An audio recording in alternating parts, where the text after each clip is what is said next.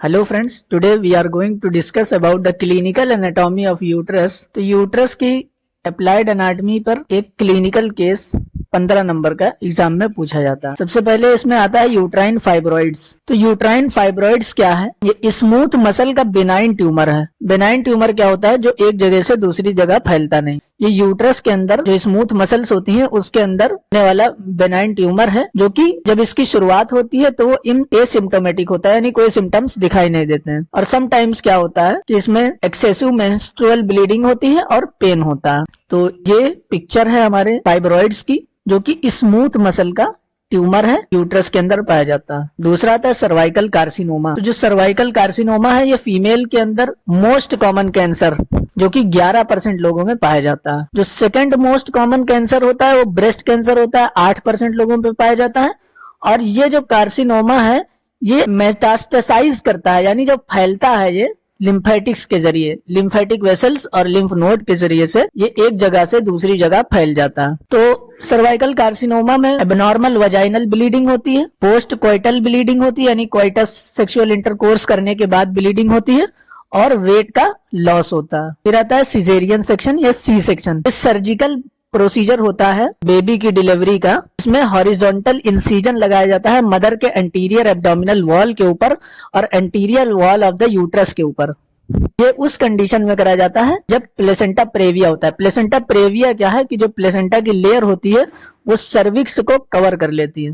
तो सर्विक्स से वजाइना की ओपनिंग ब्लॉक हो जाती है, जिसके थ्रू वजाइनल डिलीवरी इम्पॉसिबल होती है। या तो अगर बेबी हॉरिजॉन्टली लाई करता है, या तो मल्टीपल प्रेगनेंसीज के कारण, या तो बेबी का जो हेड है उसका साइज डिसप्रोपोर्शनेट होता है, और या फिर अगर मदर की पेल्विस जो है वो ब्रॉड नहीं होती है, ऐसे केस में सी सेक्शन डिलीवरी करी जाती है। फिर आता है एंडोमेट्राइटिस। तो जहां पर भी आइटिस का शब्द आता है एनाटॉमी के अंदर, हम उसे इन्फ्लेमेशन कहते हैं। तो एंडोमेट्राइटिस एंडोमेट्रियम की इन्फ्लेमेशन है। एंडोमेट्रियम क्या है? यूट्रस की लेयर्स में से।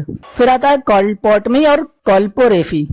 ये भी एक सर्जिकल प्रोसीजर होता है जो कि वजाइनल वॉल से किया जाता है।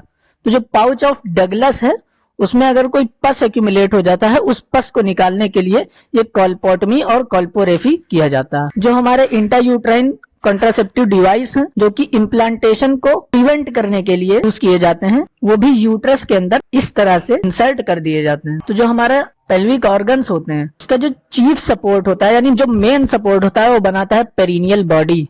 तो अगर पेरिनियल बॉडी में डैमेज हो जाए तो इससे क्या होता है? यूट्रस का प्रोलैप्स हो जाता है, और जो पेल्विक ऑर्गन है उनका भी प्रोलैप्स हो जाता है। उसके बाद में आता है prolapse of uterus. Prolapse of uterus क्या है? ये हर्निएशन है यूट्रस का from its normal anatomical position into the vaginal canal, यानी वजाइनल कैनाल के अंदर यूट्रस का हर्निएशन हो जाता है। तो इस कंडीशन को हम लोग प्रोलैप्स ऑफ यूट्रस कहते हैं। इसके कॉज क्या है? जो वीकनिंग हो जाती है यूट्रस के सपोर्ट की, यानी जो हमारे यूट्रस के लिगामेंट्स वगैरह हैं उसकी अगर वीकनिंग हो जाती है तो हमारा यूट्रस जो है वो प्रोलैप्स हो जाता है। या फिर ये यूजुअली उन लोगों में होता है जिनके सक्सेसिव वेजाइनल डिलीवरीज होती हैं, यानी मल्टीपल चाइल्ड बर्थ होती हैं, या जो ओबेस फीमेल होती हैं, और या फिर एडवांसिंग एज वाली फीमेल होती हैं, या फिर अगर कोई कनेक्टिव टिश्यू का डिसऑर्डर होता है तो ये हमारा यूट्राइन प्रोलैप्स होता है। किस वजह से? या तो यूट्रस के सपोर्ट की वीकनिंग की वजह से, या तो सक्सेसिव वेजाइनल डिलीवरी की वजह से, या तो ओबीस फीमेल में,